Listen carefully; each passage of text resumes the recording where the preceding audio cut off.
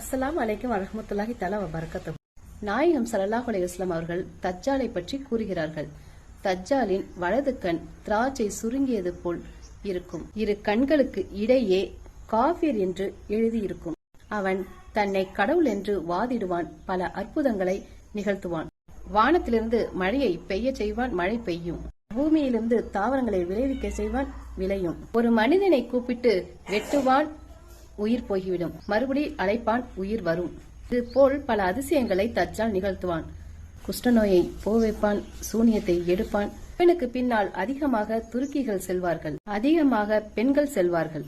பெண்கள் எல்லாம் அதிகமாக தஜ்ஜால் பின்னாடி போறதை கண்டு கணவர்மார்கள் போய் விடுவார்களோ என்று பயந்து தன் மனைவிமார்களையும் பிள்ளைகளையும் வீடுகளில் விரைந்து வந்து கயிற்றால் கட்டிவிடுவார்கள். இந்த அளவுக்கு குழப்பங்கள் அதிகமாக இருக்கும்.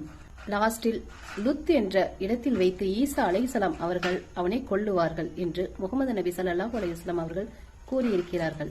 அல்லாஹ் நம் எல்லோரையும் பாதுகாப்பானாக.